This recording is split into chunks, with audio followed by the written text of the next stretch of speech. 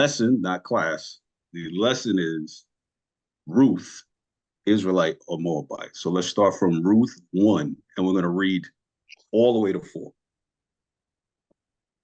Chapter 4, that is. Book 4, the whole book. Reading out of the book of Ruth, chapter 1 and verse 1. Mm-hmm. Now it came to pass in the days when the judges ruled that Mm-hmm. there was a famine in the land. Mm-hmm. And a certain man of Bethlehem, Judah, went to sojourn in the country of Moab, he and his wife and his 2 sons. Mm-hmm. And the name of the man was Elimelech, Mm-hmm. and the name of his wife Naomi, Mm-hmm. and the name of his 2 sons Mahlon and Chilion, Ephrathites of Mm-hmm. Bethlehem, Judah, and they came into the country of Moab and continued there. All right, pause real quick. So this is a point of contention where a lot of people get lost, where it says after the 2 sons, it says Ephrathites. Ephrathites, Ephrath or Ephratah means fruitfulness. That's all it means. It has no relation to Ephraim, right? It is Ephrathites. So when you see that, you'll see Bethel, Ephra in Genesis 35. We'll go there later, but it's an actual land that existed before Ephraim was even born. Okay, so you can go ahead. Verse 3. And Elimelech, Naomi's husband, died, and she was left, and her 2 sons. Mm-hmm. And they took them wives of the woman of Moab. Mm-hmm. The name of one was Orpah, Mm-hmm. and the name of the other Ruth. And they dwelled there about 10 years. So in that verse, if you can, or if just pay attention or highlight women of Moab. Okay, you can go ahead. And Mahlon and Chilion died, also both of them. And the woman was left of her 2 sons and her husband. Mm-hmm.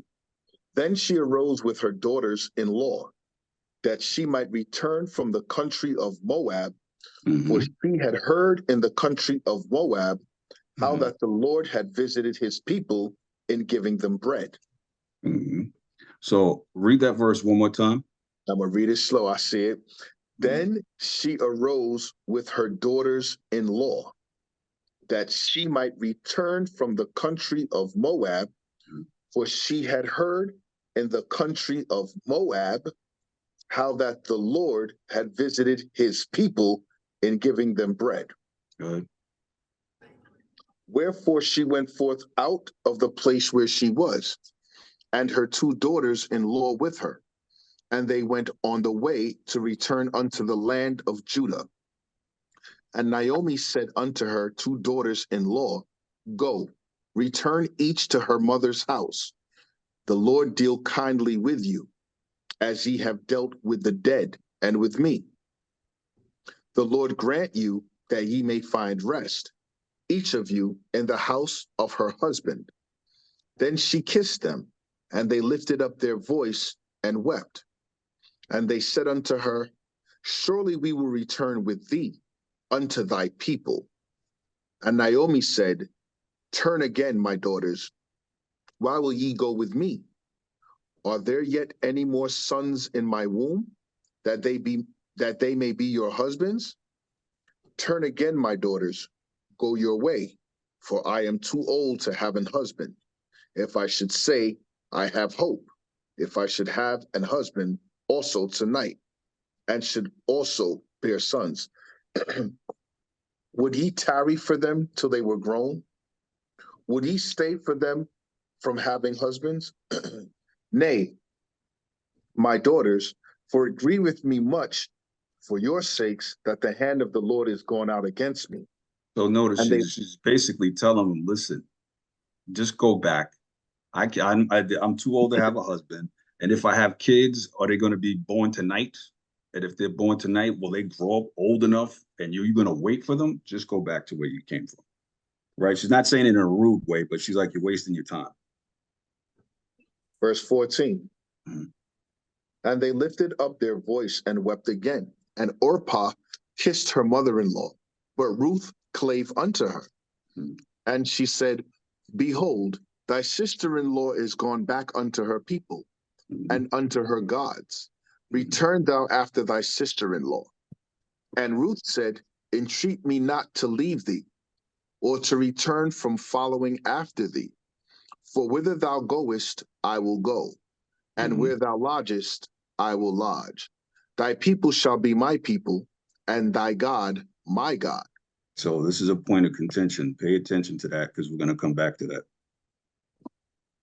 Verse 17, Where thou diest, I will die, and there will I be buried. The Lord do so to me, and more also, if aught but death part thee and me. When she saw that she was steadfastly minded to go with her, then she left speaking unto her. So they two went until they came to Bethlehem.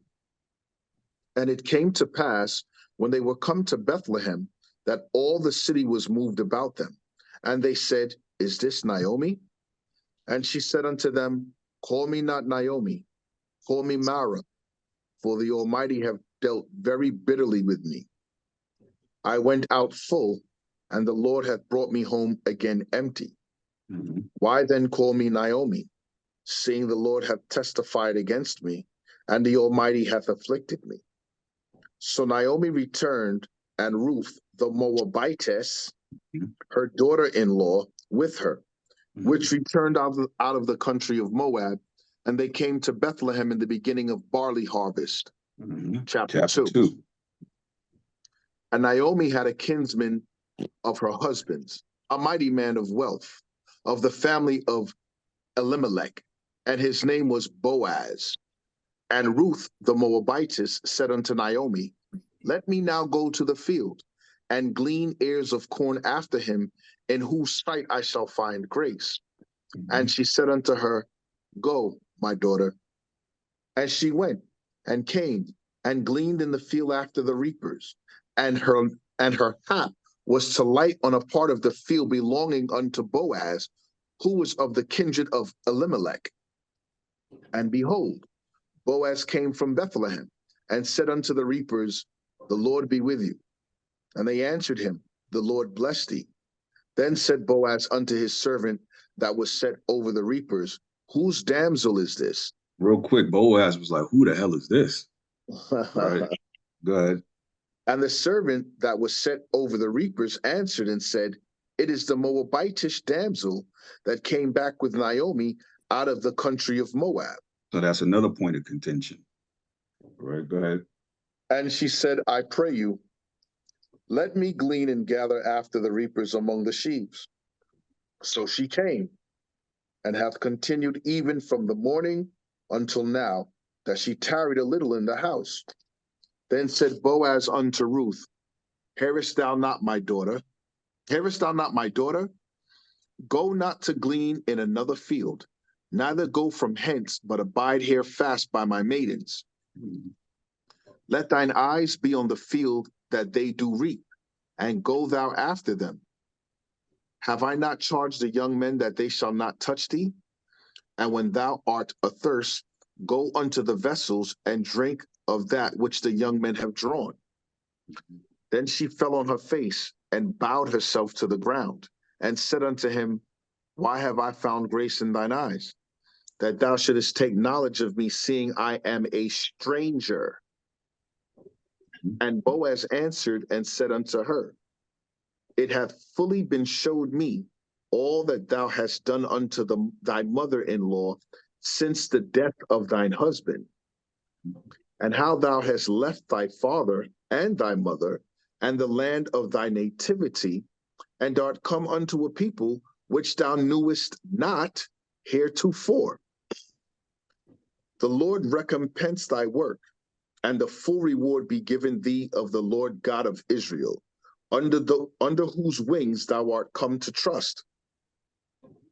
Then she said, Let me find favor in thy sight, my Lord, for that thou hast comforted me, and for that thou hast spoken friendly unto thine handmaid, though I be not like unto one of thine handmaids. And Boaz said unto her, At mealtime come thou hither, and eat of the bread, and dip thy morsel in the vinegar, And she sat beside the reapers, and he reached her parched corn, and she did eat, and was sufficed, and left. And when she was risen up to glean, Boaz commanded his young men, saying, let her glean even among the sheaves, and reproach her not.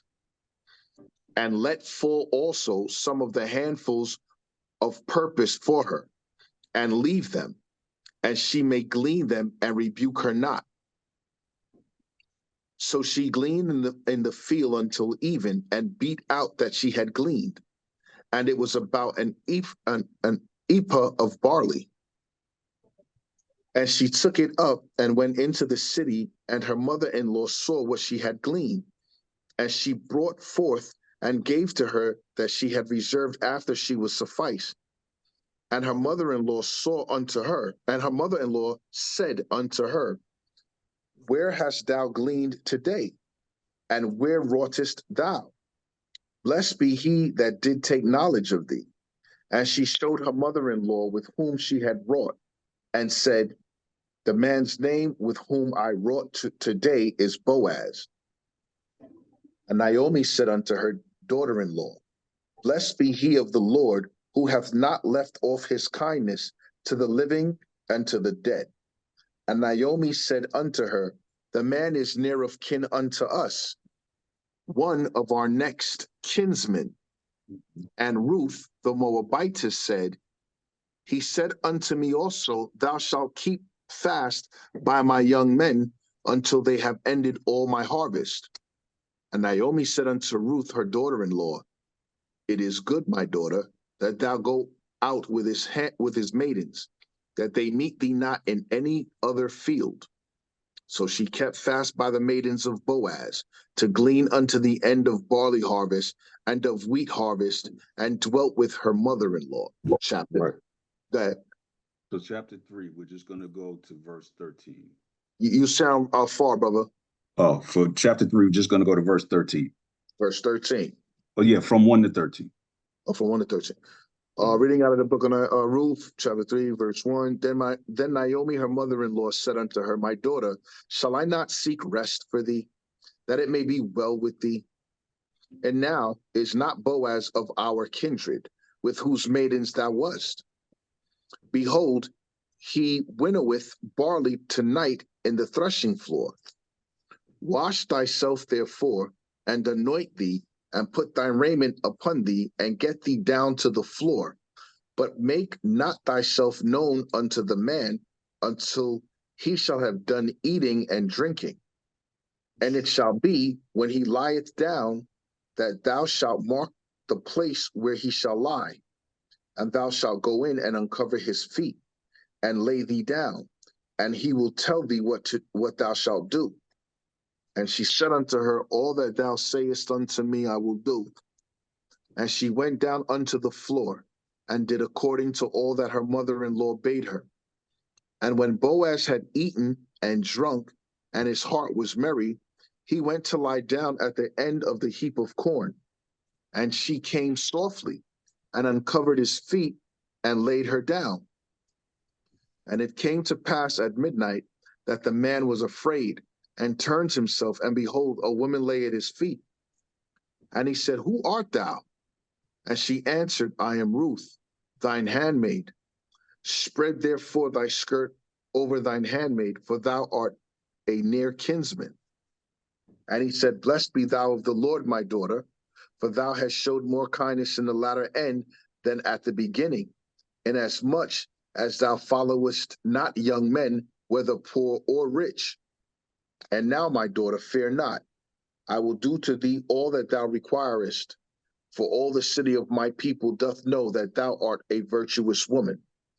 And now it is true that I am thy near kinsman. Howbeit there is a kinsman nearer than I. Tarry this night, and it shall be in the morning, that if he will perform unto thee the part of a kinsman, well, let him do the kinsman's part.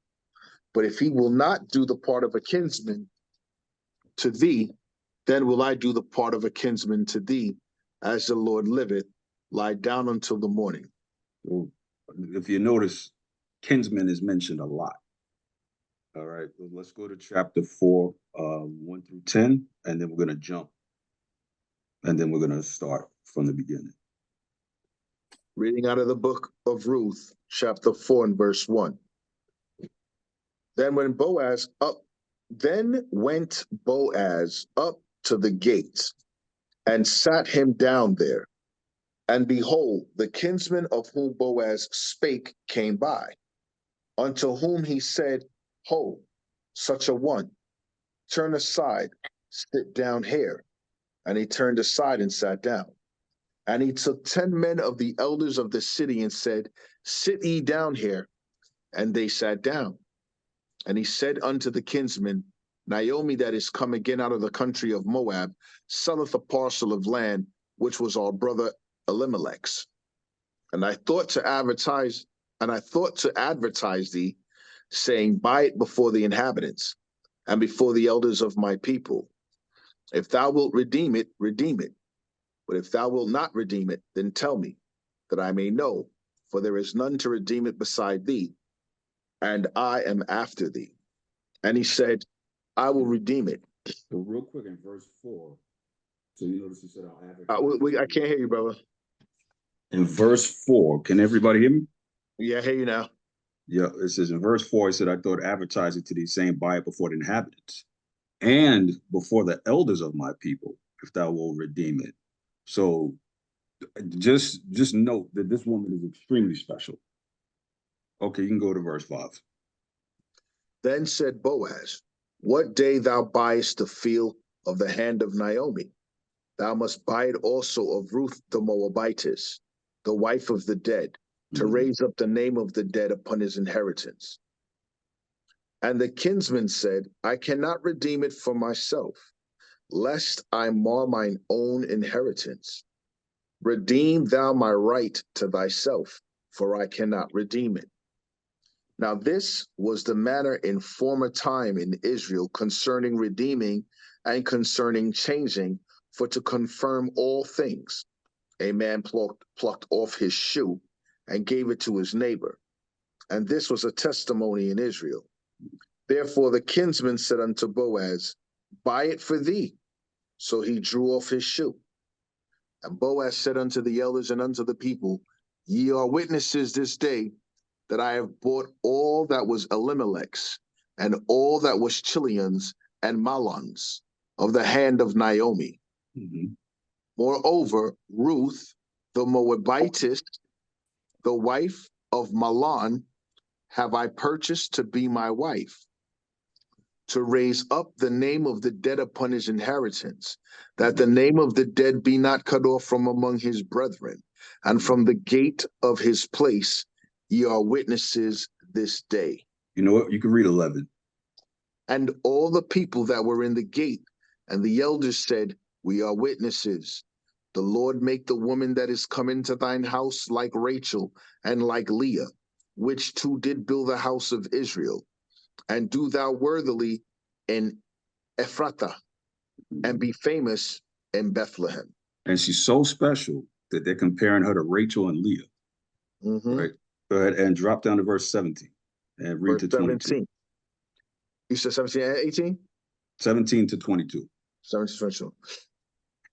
And the woman, her neighbors, gave it a name, saying, There is a son born to Naomi. And they called his name Obed. He is the father of Jesse, the father of David. Now these are the generations of Pharez. Pharez begat Hezron, and Hezron begat Ram, and Ram begat Amminadab, and Amminadab begat Nahshon, and Nahshon begat Salmon, and Salmon begat Boaz, and Boaz begat Obed, and Obed begat Jesse, and Jesse begat David. So this woman was so special that she made it into the lineage of the first line of kings in Israel and the lineage of Hamashiach Yahawashi, the untainted lineage of Hamashiach Yahawashi. So now let's go back to Ruth 1, and now we're going to read it with precepts. Start at Ruth 1:1? Yep. Now it came to pass in the days when the judges ruled Mm-hmm. that there was a famine in the land, Mm-hmm. and a certain man of Bethlehem, Judah, went to sojourn in the country of Moab, Mm-hmm. he and his wife and his two sons. Mm-hmm. And the name of the man was Elimelech, and the name of his wife Naomi, and the name of his two sons Mahlon and Chilion, Ephrathites of Right. Bethlehem, Judah. And they Mm-hmm. came into the country of Moab and continued there. So, And okay, really quick. That's good right there. So, like I was telling you before, y'all could write this. Ephrath, which became Ephratah, that's Genesis 35 and 16. That's where the first time Ephrath is mentioned. It's a land. It just means fruitfulness because fruitfulness is a word without having to be Ephraim. Also, that's Genesis 35:16. Ephraim is not born until Genesis 41 and 52. And the reason I'm bringing that out, it's important because there's at least two people that I've watched on video that are now teaching that the Hamashiach came out of Ephraim because of their misunderstanding of this word Ephratah and Ephrath.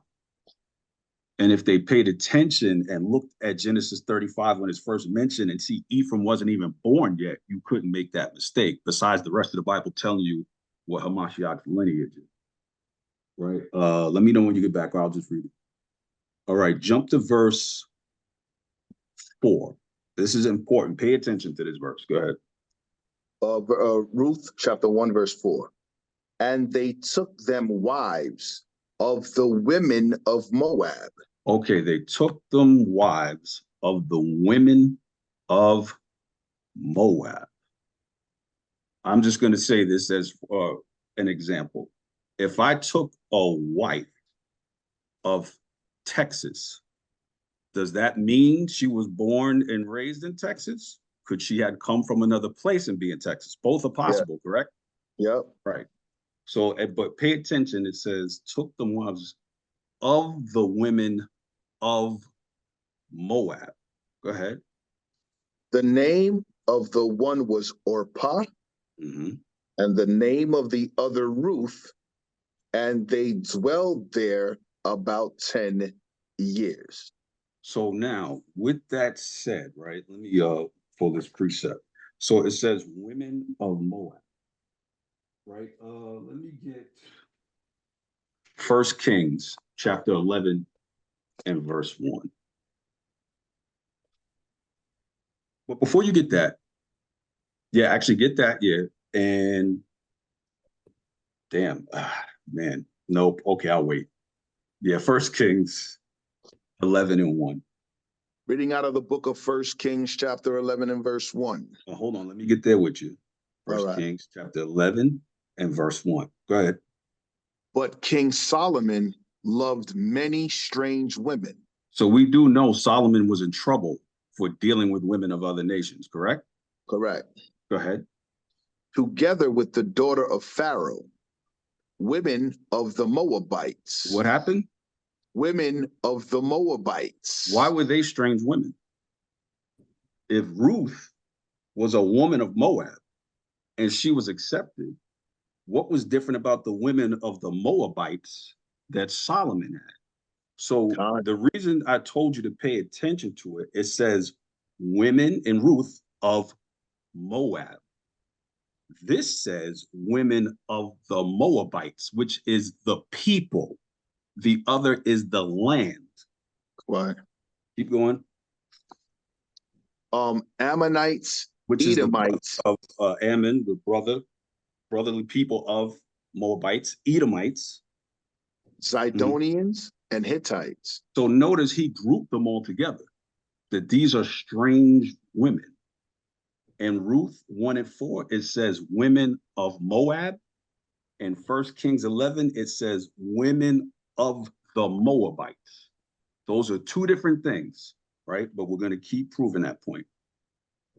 Now let's go to Ruth chapter 1, verse 15. Ruth chapter 1 and verse 15. Mm-hmm. And she said, behold, thy sister-in-law is gone back unto her people Mhm. and unto her gods. Mhm. Return thou after thy sister-in-law. So now it says, right? It says, Abe, she said, behold, thy sister-in-law is gone back to her people and unto her gods. Return thou after thy sister-in-law. So we know in Exodus 20:3, the Most High says, thou shalt have no other gods before me. But these women are so special that they're told, oh, go back to your gods, because the Most High was okay with these women worshiping different gods, right? Keep reading. And Ruth said, entreat me not to leave thee, Mhm. or to return from following after thee. Mhm. For whither thou goest, I will go, Mhm. and where thou lodgest, I will lodge. Mhm. Thy people shall be my people, and thy God my God. Now, all of that sounds strange. So how do we remedy that in scripture? So let's go to Deuteronomy chapter 16 and verse 18.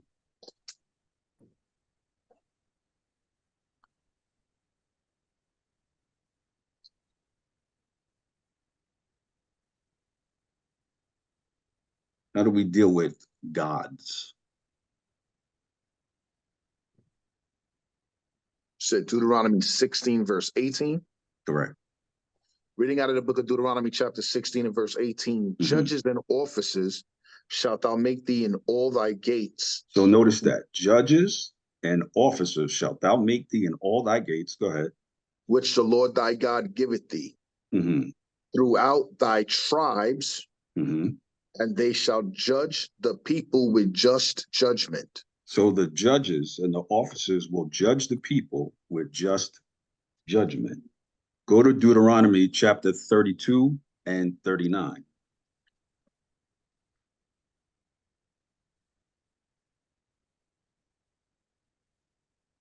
Reading out of the book of Deuteronomy, chapter 32 and verse 39. See now that I, even I am he, Mm-hmm. and there is no God with me. Mm-hmm. I kill and I make alive. I wound and I heal. Neither is there any that can deliver out of my hand. Now, this sounds like it contradicts each other, right? Because you could go back to thy gods, and the Most High said, there is no God with me. But let's keep going. Let's go to the book of Psalms, chapter 82, and start at read verses 1 and 2, and then 6.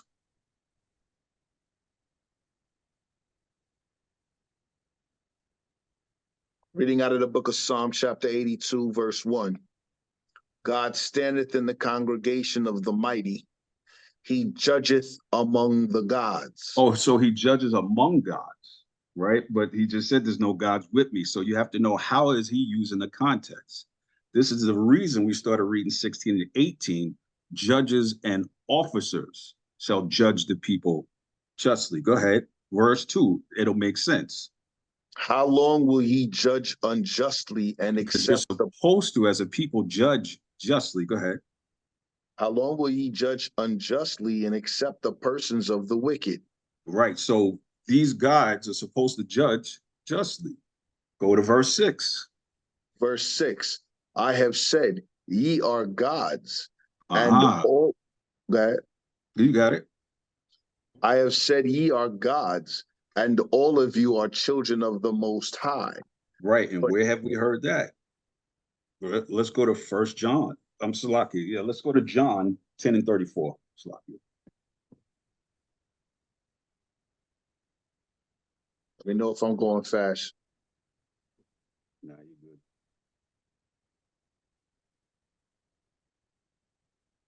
Reading out Now, of the Go now ahead. this is 34 and 35 is going to put more of a picture together. Reading out of the book of John, chapter Mm-hmm. 10, verse 34. Jesus answered them, is it not written in your law, I said ye are gods? Mm-hmm. If he call them gods, unto whom the word of God came, and the scripture cannot be broken. So that's all I need right there. So if he called them gods, unto whom the word of God came, whom did the word of God come to? The Israelites. Did it not? Israelite. Yeah. So when he says it is written in your law, I said, ye are gods, right? So we're gods. So now we're dealing with the possibility where it says, return unto your gods. Because she didn't say return unto your father or return, she said return unto your gods. So if we think that she's of a different people per se, then we're thinking false gods. But you have to ask the question, why were they dealing so cordial with each other, with a known enemy to their people? How were they able to go into that land peacefully, knowing this is your enemy, right? So now let's go to Ruth 1 and 22. Verse 22. Mm-hmm. So Naomi returned, and Ruth the Moabitess, Mm-hmm. her daughter-in-law, with her, Right. which returned out of the country of Moab, Mm-hmm. and they came to Bethlehem at the beginning of barley harvest. Right. So she's called multiple times. She's called the Moabitess. So I would say if we just read everything, it would just seem that she is a Moabitess. But again, we read in First Kings 11 and 1, the women of the Moabites were strange women and caused Solomon not only to get in trouble, but to worship their gods. So then why, this is before Solomon is born now, why is it allowed after they just received the laws to go deal with another people? Here's a point of contention. Go to the book of Deuteronomy, chapter 23 and verse 3.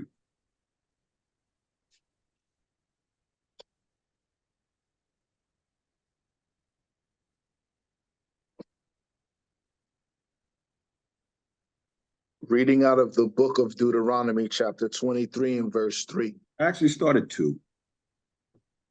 Verse 2. A bastard shall not enter into the congregation of the Lord. Even to his 10th generation shall he not enter into the congregation of the Lord. So we would look forward that maybe a bastard could enter in his 11th, right? Go ahead. Right. An Ammonite or Moabite shall Pause. An Ammonite or a what? a Moabite Go ahead. shall not enter into the congregation of the Lord. Even to their 10th generation shall Mm-hmm. they not enter into the congregation of the Lord forever. How long is forever? Forever, ever, ever, ever, ever. I think so. Go ahead. Verse 4. Because they met you not with bread and with So wait a water. minute. That means that the Moabites were your enemies. Mm-hmm. They met you not with bread, because this is the reason I'm telling you they can't enter into the congregation of Israel. Go ahead. Because they met you not with bread and with water in the way when ye Mm-hmm. came forth out of Egypt. Mm-hmm. And because they hired against the Balaam, the son of Beor of Pethor of Mesopotamia, to curse thee. Right. So when you came out of Egypt, the Moabites treated you like trash, and I don't want them to enter into the congregation of Israel forever. But this woman was so special that the Most High changed his mind about her because she's different, right? So let's go back to Ruth, and let's go to Ruth chapter 2 and verse 20. Reading out of the book of Ruth, chapter 2 and verse 20. And Naomi said unto her daughter-in-law, Blessed be he of the Most High, who hath not left off his kindness to the living and to the dead. Mm-hmm. And Naomi said unto her, The man is near kin unto us, one of our next kinsmen.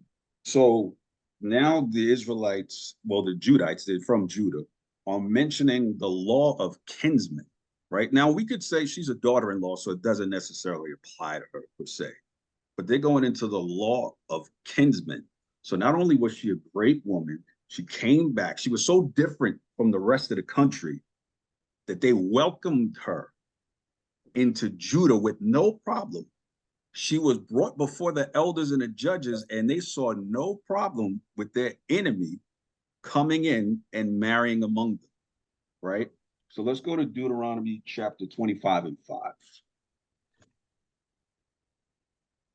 Thou persuadest me. Mm-hmm.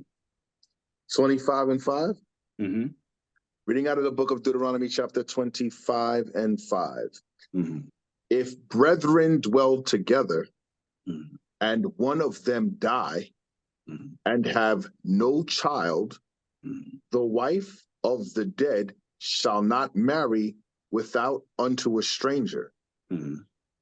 Her husband's brother shall go in unto her, Mm-hmm. and take her to him to wife, Mm-hmm. and perform the duty of an husband's brother unto her. So this is the law of kinsmen, right? This is what's going on. This is what's taking place with Ruth. That's why Boaz said there's a kinsman nearer than me, right? Let's go to real quick. Let's go to the book of Nehemiah, chapter 13, and I think I want verse 27.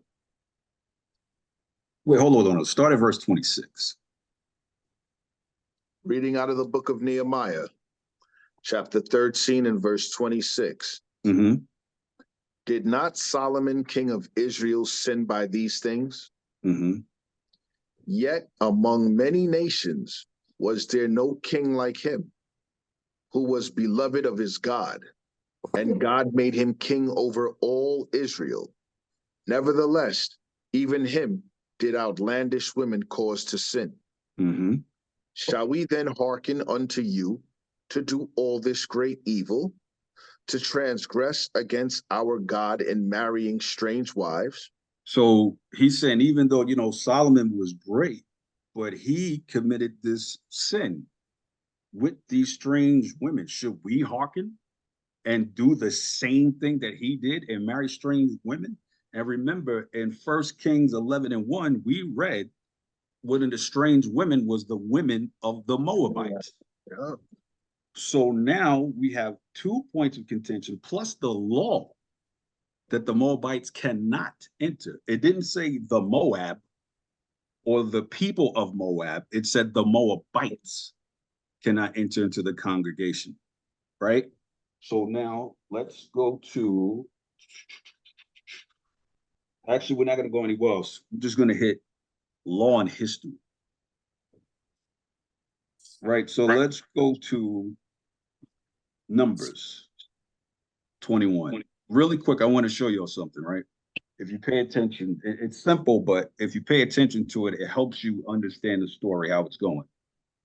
The book starts Genesis, where it all begins, Exodus, where the Israelites leave, Leviticus, the beginning of the law. Numbers is when they go through the lands, they start acquiring the lands and all these things. And Deuteronomy is the law also. Everything is now coming into action, right? The laws are being in place, they're getting their lands, they're actually battling their enemies. Joshua, they continue battling their enemies. The judges, all of this is the history up to the point of Ruth, right? Because if you follow backwards, it makes sense to how the story plays out, right? So let's go to Numbers chapter 21. And we're going to read 11 to 13. Reading out of the book of Numbers, chapter 21 and verse 11. Mm-hmm. And they journeyed from Oboth Mm-hmm. and pitched in Ajayabarim, Mm-hmm.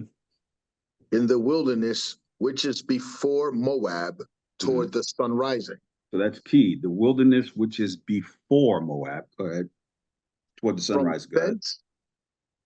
From thence they removed and pitched in the valley of Zared.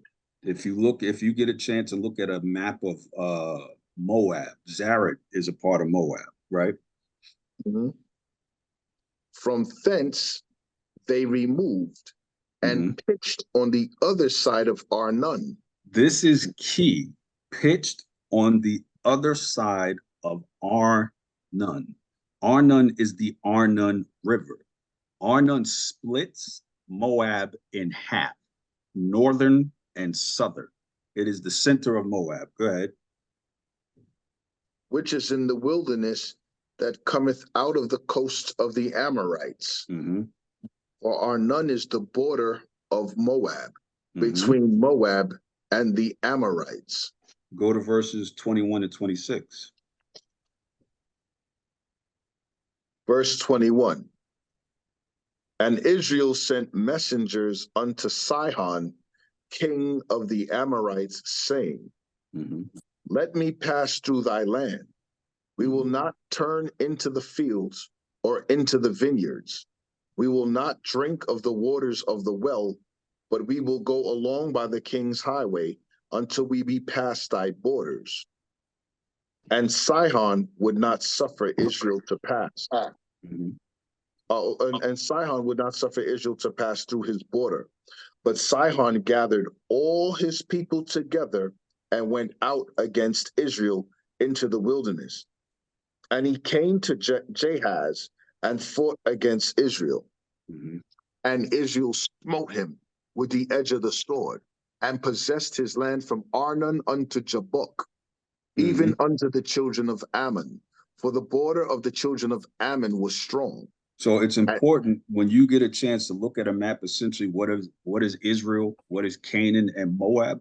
So he says that Israel smote him with the edge of the sword and possessed his land from Arnon, which is the border, which separates north from south, to Jabbok. Jabbok is going further north now. So it's going from the border upward, right? Even to the children of Ammon, which is to the east of them. For the border of the children of Ammon was strong. Go ahead. Verse 25. And Israel took all these cities, and Israel dwelt in all the cities of the Amorites, in Heshbon, and in all the villages thereof. For Heshbon was the city of Sihon, the king of the Amorites, who had fought against the former king of Moab, and taken all his land out of his hand, even unto Arnon. So I'm going to read that again.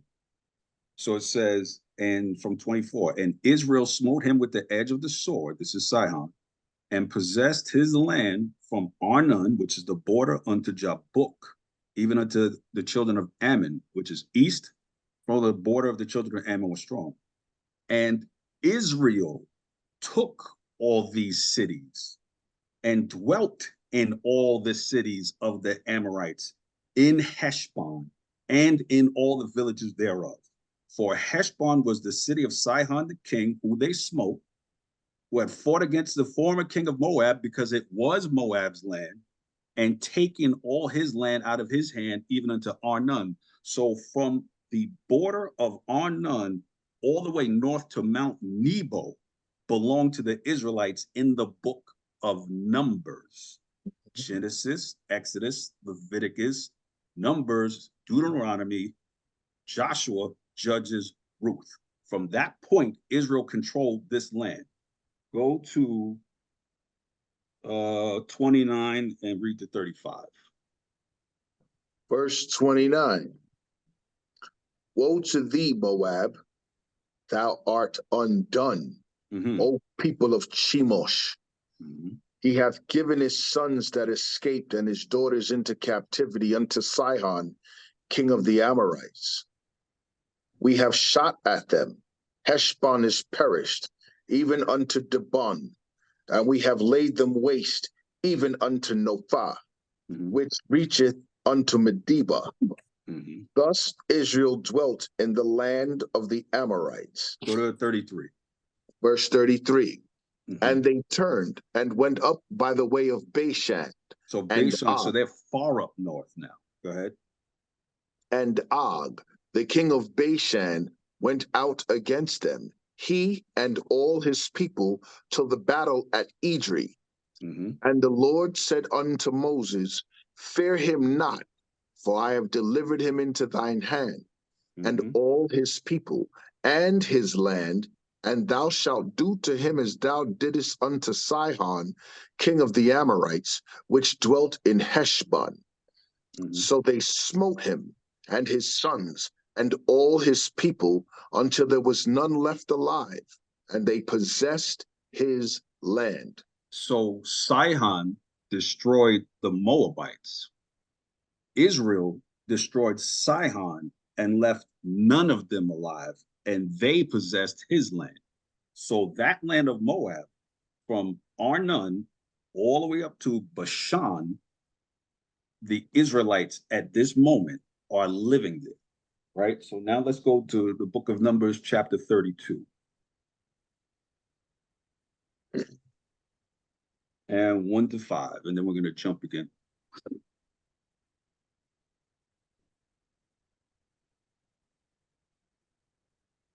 I apologize. I don't have a map because a map would make this so much easier to see, but we'll do our best Brother, you're doing a great job. with the water. Reading out of the book of Numbers, chapter 32, verse 1. Now the children of Reuben and the children of Gad had a very great multitude of cattle. Mm-hmm. And when they saw the land of Jazer and the land of Gilead, that behold, the place was a place for cattle. Now, really quick before you continue on, they said the land of Jazer and the land of Gilead. This land of Gilead is the same as Ramoth Gilead that the Ammonites had, but they are dead. So this is the land of Moab. Go on.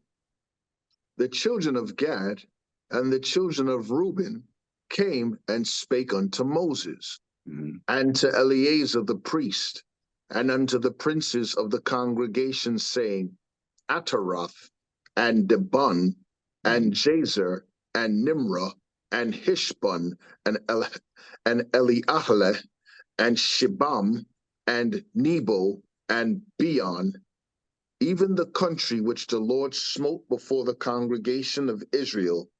There's a land for cattle, and thy servants have cattle. Wherefore, said they, if we have found grace in thy sight, let this land be given unto thy servants for a possession, and bring us not over Jordan. So this is on the east of the Jordan. This is wherefore they said, if we have found grace in thy sight, let this land be given unto thy servants for possession, and bring us not over Jordan. So they're content with this land. So let's drop down to verses, excuse me, 33, and we're going to read to 42. Book of Numbers, chapter 32 and verse 33. And Moses gave unto them, even to the children of Gad, and to the children of Reuben, and unto half the tribe of Manasseh, the son of Joseph, the kingdom of Sihon, king of the Amorites, and the kingdom of Og, king of Bashan, the land with the cities thereof in the coasts, even the cities of the country round about. And the children of Gad built Dibon, and Ataroth, and Aroer, and Atroth, Shofan, and Jazer, and Jogbehah, and Beth Nimrah, and Beth Haran, fenced cities and folds for sheep. And the children of Reuben built Heshbon, and El-Ale, and El-E-Ale, and Kirjath-Aim, and Nebo, and Baal-Meon, their names being changed, and Shibmah, and gave other names unto the cities which they builded. And the children of Machir, the son of Manasseh, went to Gilead and took it, and dispossessed the Amorite which was in it. Actually, that's good right there because it's just repeating itself. So these lands, if you go and pull up a map of Moab, the lands of Reuben, you're going to see all of these lands are the former land of Moab. Reuben's land is at the border of Anan, with Gad above him and Manasseh to his left. That's their territory, which is the former land of Moab, right? So how do we know why didn't they continue down past the river Arnon? So let's go to Deuteronomy chapter 2 and verse 9. So whenever you see Arnon, you hear Heshbon, you hear Gilead, you hear these names, the first thing you have to think is Arnon going north, right? So Deuteronomy chapter 2 and verse 9. Actually started, yeah, go to 9. Reading out of the book of Deuteronomy, chapter 2 and verse 9. And the Lord said unto me, distress not the Moabites, neither contend with them in battle, for I will not give thee of their land for a possession, because I have given Ar unto the children of Lot for a possession. Ar is below Arnon. So don't bother them. I gave them that land south of Arnon. Israel has north of Arnon. That's why it says Arnon is the border of Moab. So you'll see Ar, and then there's another name, Ariar or whatever. That's just below Arnon. So you're going south. Do not distress them. Don't contend with them in battle, because I'm not giving you their land. So that would be the actual land of Moab that's left, right? Because I have given Ar unto the children of Lot for possession, which is the Moabites, right? So now let's see why they didn't take that land, right? So they didn't go there, right? By the law of the Most High, they did not go there. He said, don't touch that land. So what do we know about what Israel touches? Let's go to Deuteronomy 11.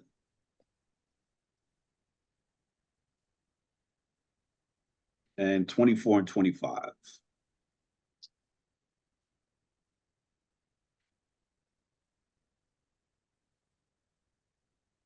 Reading out of the book of Deuteronomy, chapter 11 and verse 24. Every place whereon the soles of your feet shall tread shall be yours. From the wilderness and Lebanon, from the river Euphrates, even unto the uttermost sea shall be your coast. There shall no man be able to stand before you, for the Lord your God shall lay the fear of you and the dread of you upon all the land that he shall tread upon, as he hath said unto you. So this is when he told them, do not contend with them. Don't set your foot over there, because whatever you set your foot on is yours. I have given them Ar. So they never made a step past the Arnon River. So it's from the Arnon River north is theirs, right? Let's hit Deuteronomy 23 and 3 again.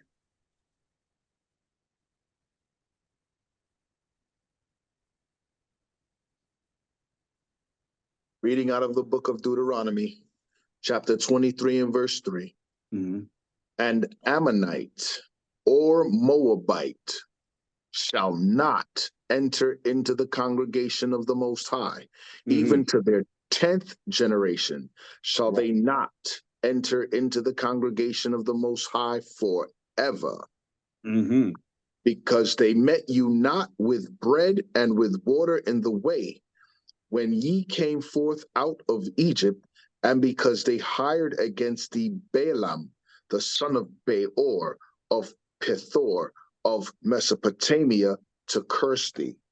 So when the Most High says, you're not entering into the congregation of Israel forever, do we take him for a hypocrite? No. Do we take him for a liar? No. Is this the same one that said in Malachi 3:6, for I am Yahweh, I change not? Therefore, the sons of Jacob are not consumed. So if he said they will never enter the congregation of Israel, I'm banking on he's not lying about that, right? So this is the same people in Psalm 60 and 8, where it says, Moab is my washpot. Over Edom, I will cast out my shoe. Philistia, triumph thou because of me. Now, if you pay attention to that, if you see a map when he says Moab is my washpot, Moab is at the bottom, the border, where the water is, right? And then Edom, who's beneath him, I will cast out my shoe. Philistia, who's further to the left, triumphed because of me, right? It paints out a map when you actually realize what's being said there. But he's saying Moab is my wash pot. All the dirt, the grease and grime is going into you. So this wash pot has one special daughter that is able to enter the congregation of the Most High and make him change his mind. And not only that, but enter into the lineage of the kings of Israel unto Yahawashi. I don't know if that's possible. Let's go to the book of Judges, chapter 3.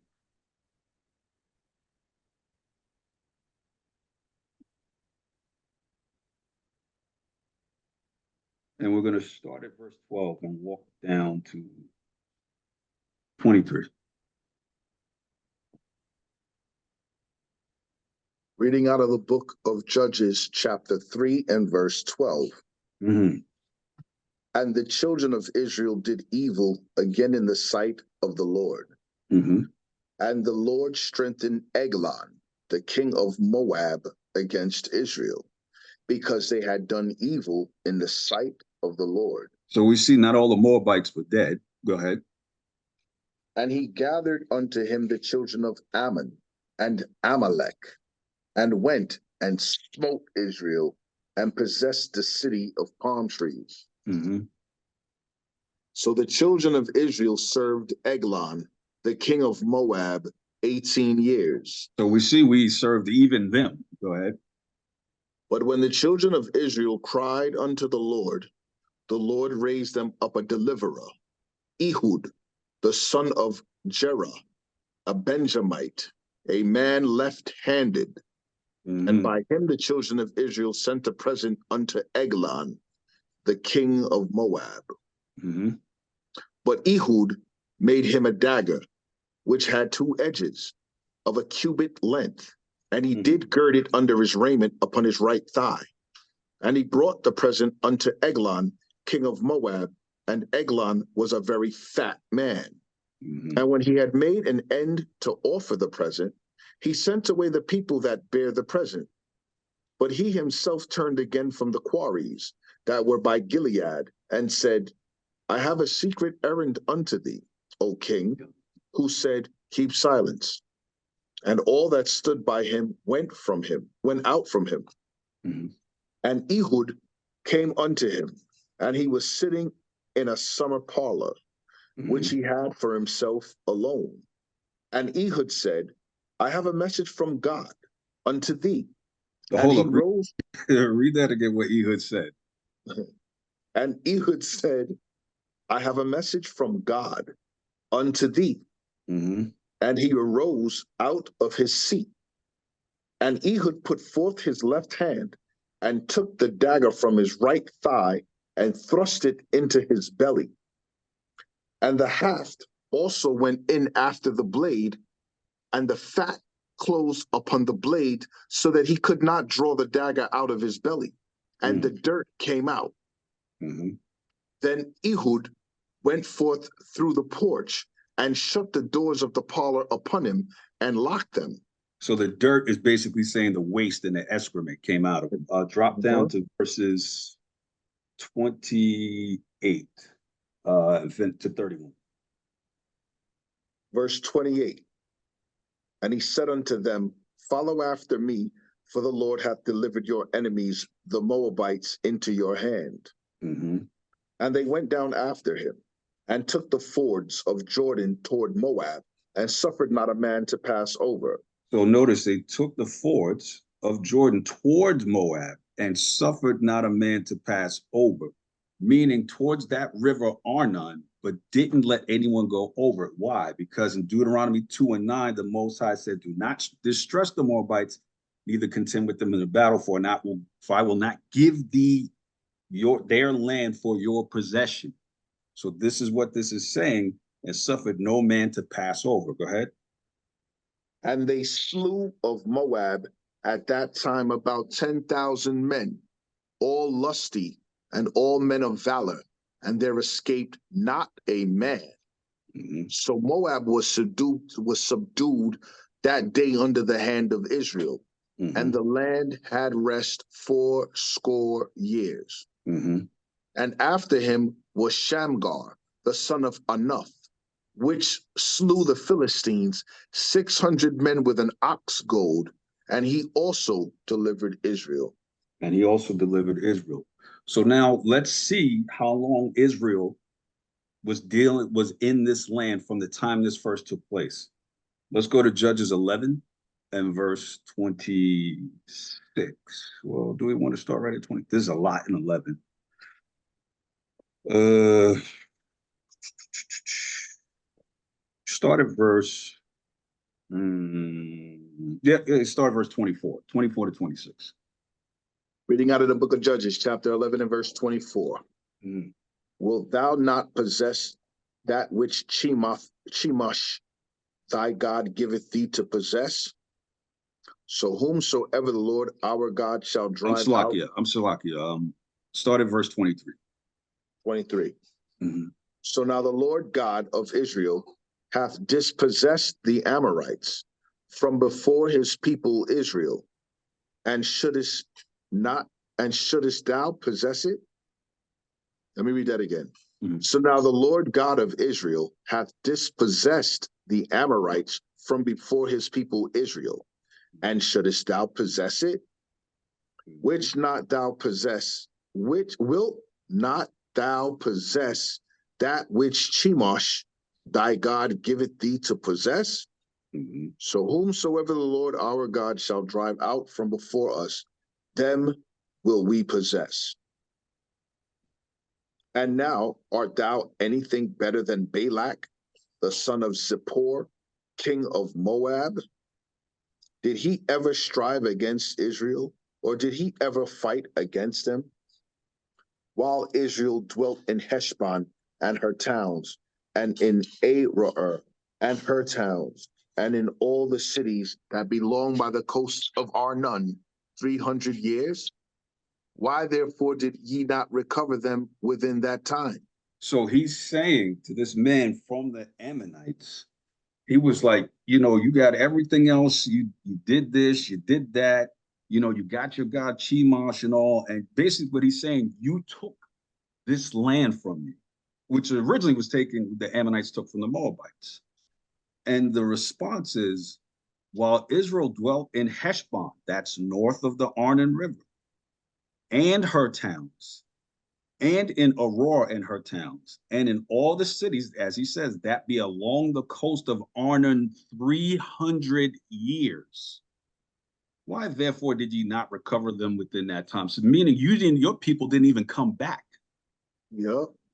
We've been here for 300 years.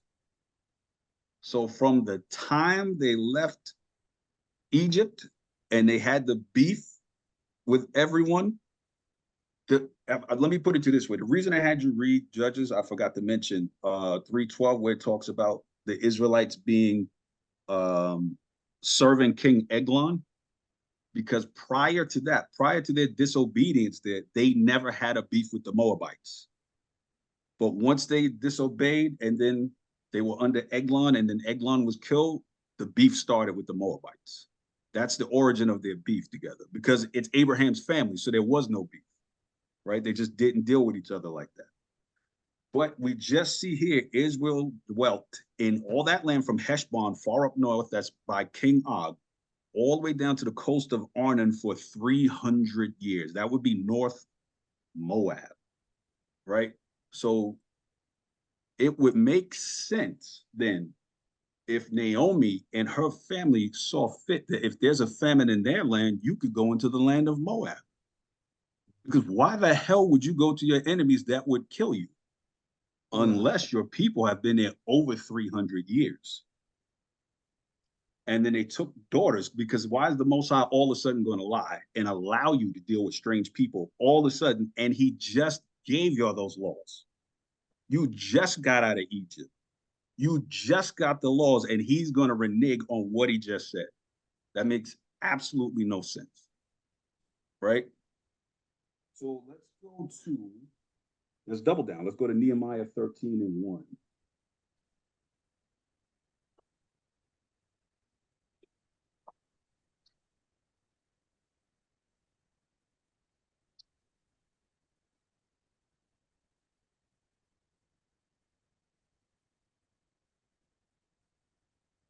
Reading out of the book of Nehemiah, chapter 13 and verse 1. Mm-hmm. On that day, they read in the book of Moses in the audience of the people, and therein was found written that the Ammonite and the Moabite should not come in to the congregation of God forever, Read verse 2. because they met not the children of Israel with bread and with water, but hired Balaam against him, that he should curse them. Howbeit, our God turned the curse into a blessing. Read 3.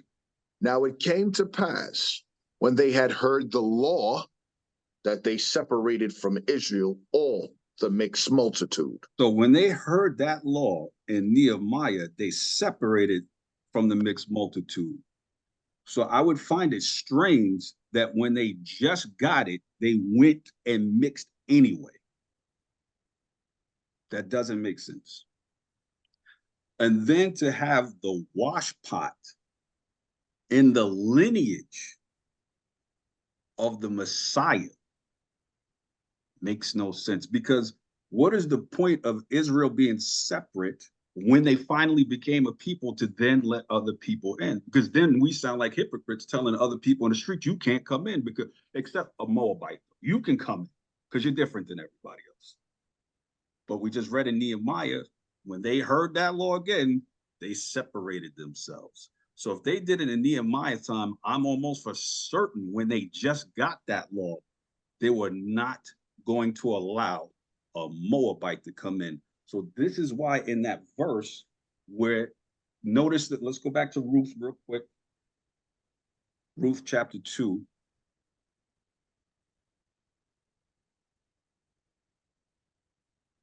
And verse 5 and 6.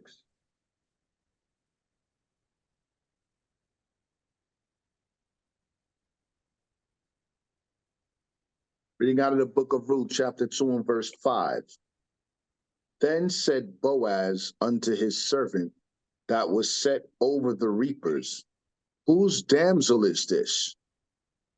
And the servant that was set over the reapers answered and said, it is the Moabitish damsel that came back with Naomi out of the country of Moab. Out of the country of Moab, not the land of Moab, out of the country of Moab. So you notice every time it refers to it as a country, because it was the lowland, it was the plains of Moab from Arnon north. It wasn't the southern portion. And howbeit that they noticed that howbeit that they knew to call her Moabitish. Why didn't they think she was a full Moabite? Why would Boaz bring her before the elders and judges and not one of them realize this is their enemy that came from that land, marrying into their family? They performed the law of kinsmen for an enemy and a strange woman that the Most High said cannot come into the congregation of Israel, but he was okay with it because she was that cute. Highly doubt that. I highly doubt that. Those laws will not be broken in that way, right? So let me see. Do I have something else? The rest of this is just points of reference. You can look for history and the locations. Because it honestly, I don't think too much needed to go into that. Because if you think about now, if you read it straight, she's a Moabite. If you read it straight, it's a Moabite. But when you precept it and realize this is just after they went to war with the Moabites and the Ammonites, and all these people just came out of Egypt, and somehow one special woman is allowed to come in when they're just becoming a people. 300, and then we just read that they were in that land for 300 years. Now, me, if I know, okay, on the south side is the originals that want us dead, and the north side is my people, and there's a famine in my land, I'm going to the north. of Moab because my people have been there for 300 years. That's why they can go casually in, stay for 10 years, and then go back. Moab would have killed them if they went there. And they were told not to go into the land of Moab. Not to go into the land of Moab. She is from the country of Moab. It specifies it each time, land of Moab, country of Moab. The woman of Moab, the woman of the Moabites. Have to pay special attention to how it's worded to catch what's being told. Because if we could talk about an Israelite all day, no, it's a pure bloodline. How the hell did a Moabite get in with special access that nobody else gets? Not even Edom gets in like that. So, but a Moabite got it. So what I'm stressing here is an ish, I-S-H. We know what ish is. Like, of, resembles. So she came from the land. That's just like us. On paper, we're United States citizens. We're Americans, but do we not call ourselves Israelites? yeah, Are we not dwelling in the land of the United States? yeah. But that doesn't make us, okay, we're United States citizens. We go to a country, they're going to call us American, but we're Israelites. So if she's over in Moab and she comes from, she's a Moabite on paper. But by lineage, she's an Israelite. 300 years in that. And that wasn't even at the time of Ruth. That's 300 years at that point in Judges. This is way later. And this woman is the wife of Boaz, who is the grandfather of David. When the Canaanites were mixing in with us, it's because we didn't have a nation yet. But now that we were in Egypt, the mixed multitude is gone. He rooted everybody out. Now we're going into a land he's given us possession, and now we're just going to go revert right back to what we just did after he just made a law telling you they cannot come in, specifically for 10 generations, and their brother, Ammon. So that I'm going to say she is an Israelite that lived in the country of Moab. I'm going to leave it with that. I had more stuff, but it's all over the place. I think you brought the point out, especially the point where Moab can't ever come into the congregation. So how you gonna bring one in? That right there ends that. Mm-hmm. But I definitely feel you on how you brought this out. I was wondering how you was gonna bring this out. You might be bringing out Rahab soon too. Yeah, we got time, right? But yeah, this was excellent. I gotta Okay, go back. Rahab, I'm gonna do it with 2 verses. Hold on. Try to do it with 2 verses. Give me 1 second. Is that what it is? Oh.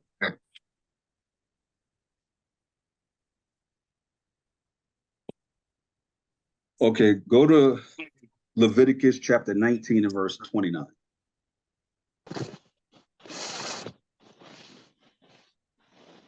You said 29. Hold on. Yeah, Leviticus chapter 19 and verse 29. Reading out of the book of Leviticus, chapter 19 and verse 29. Do not prostitute thy daughter to cause her to be a whore. Wait a minute, what? To Do not. cause her to be a whore. Wait, hold on. Can somebody mute the well, you can't mute it, bro. Oh, I thought that was you muting those. Okay, go out. Read that. Read that again from the top. Yep. Do not prostitute thy daughter to cause her to be a whore, lest the land fall to whoredom and the land become full of wickedness. So do not prostitute thy daughter, right? Okay, so we don't, apparently you don't want prostitutes in Israel. Nope. Okay. Let's go to the book of, let's start Joshua chapter 6 and 17.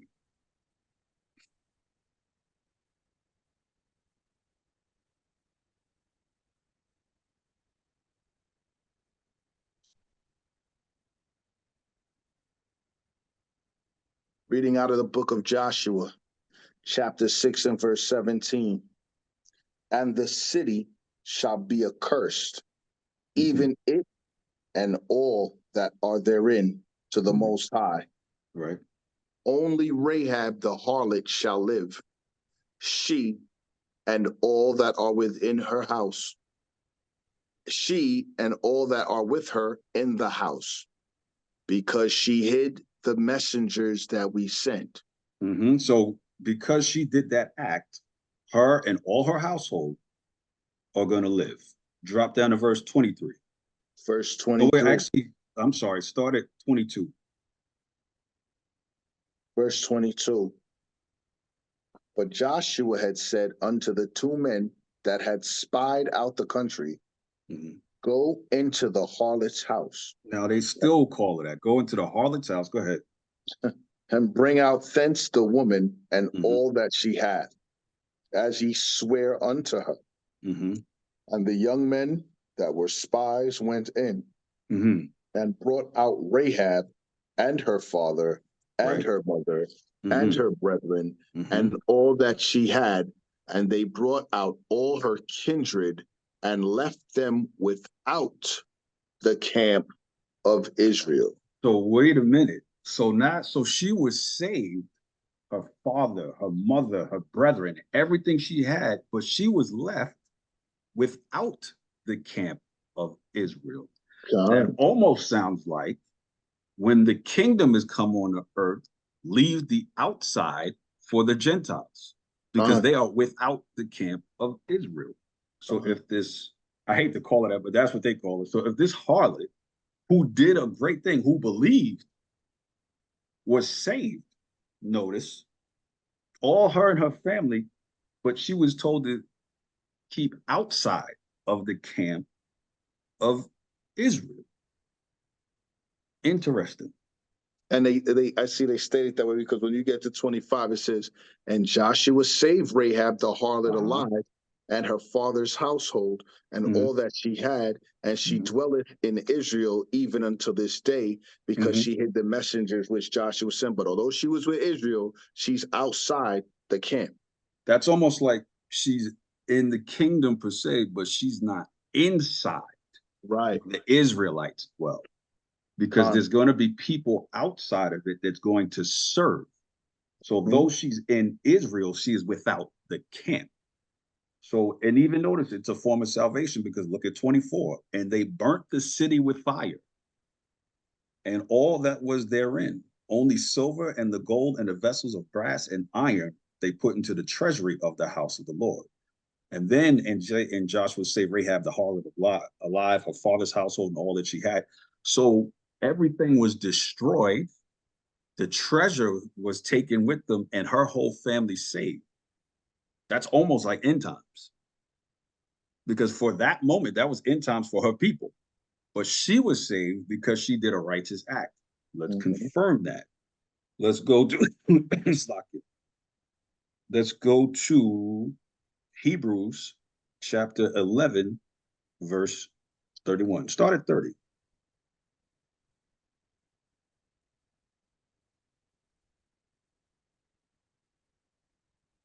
And no, I'm not teaching go and hug and love everybody, just in case you thought that.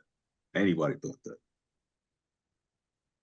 Reading out of the book of Hebrews, chapter 11 and verse 30.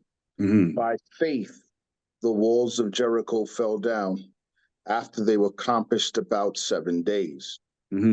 By faith, the harlot Rahab perished not with them that believed not, when she had received the spies with peace. So she didn't perish with the non-believers when she had received the spies with peace.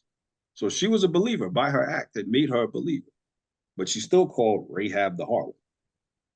Let's go to James chapter 2, start at 24 and go to 26.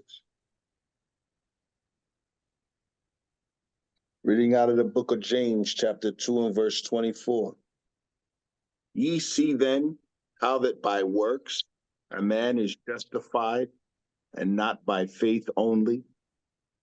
Likewise also was not Rahab the harlot justified by works, Hmm. When she had received the messengers and had sent them out another way, for as the body without the spirit is dead, so faith without works is dead also. So Rahab the harlot was justified by works, which people in the church teach. They are, you can't hold works ain't gonna. She was justified. Notice that they said, "Oh, Christ just." She was justified by work. She had the faith, but was justified by the work. You know what? This is not talking about commandments either. No, that's So, she literally she didn't have them. right, right. So the Right, works is not just the commandments.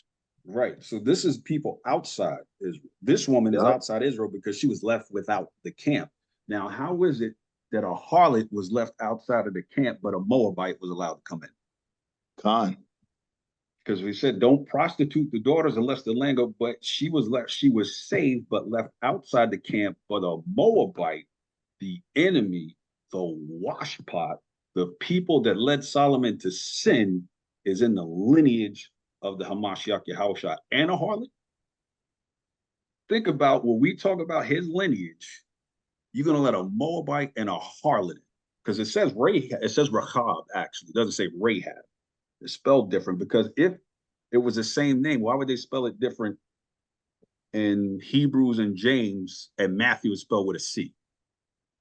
Remember, Israelites have there was a lot of people with the same name in Israel. Mhm. So just because they say Rahab in the first, oh, Rahab the harlot, no, because you know what that does? That pleads to the Christian ideal of how they created Christ. He accepts everybody no matter what. That applies to that. See, he just took in the harlot and his family and it made it great. Oh, and the Moabite was allowed to come in because he accepts everybody. No, no, no, no, no. Christ followed the law and he was perfect. And this specific seed was chosen all the way from Judah, Abraham, from Judah down, right? And even Tamar, they were like, oh, no, no, no, no. He thought Tamar was a prostitute because she put a veil on. She wasn't a prostitute. So in case people try to put that past you, right? There was no people like that in that. And then Judah's sons who were wicked, they were killed off by the Most High. So if the Most High is, what is it? The same, like just like Christ, the same yesterday, today, tomorrow. I change not. So when he puts the rule in, there's no Moabites forever. Moab is my washpot. The children of Israel dwelt in the land of, I'm sorry, let me correct that, in the country of Moab for 300 years. It is because he said so. And Ruth is not a Moabite. She is an Israelite that had residency in the country of Moab. Now, Khan. people could say, oh, you know what? Everything you said was BS. Please attempt to pull as many precepts to prove that.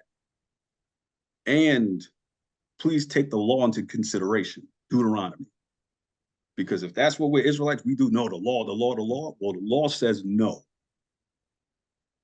Now, if you want to say she is, then you're going against the Most High and the law. Because if we say the Most High doesn't change and the Most High is this, then you're going to get killed. But he likes Ruth, though. Ruth is special. That Now don't we make going against the English because it's telling you Moabite Tish. right now. And I think the problem is the translators. Mm, And I can't say that's always the case, but at certain times I read them like, did you do that on purpose? Because you clearly could have wrote ish through the whole thing. right. You clearly could have wrote it. You only used it once, but and if you look at the word, look up the word, it's not going to help you because it's going to say Moabitess of Moab, of Moabitish, Moabite. It's going to keep switching back and forth. But as we're taught by the scripture, precept upon precept, line upon line. The precepts state she can't be a Moabite. I don't want to keep beating that drum, but that drum has to be beat at some point. So now on that note, I'm going to say, all right, well, 956, that's not bad. But hopefully you got some clarity and you got the scriptures that I gave you. Now, if people want to contend with that, so be it. That's fine. It doesn't bother me, but I don't think anything trumps the law, period. I was really just going to quote the law and leave it at that, because the Most High said so. No, this is good. The water. This is Powerful, really good. powerful class, King. Hell yeah, Uh, this uh, is really good.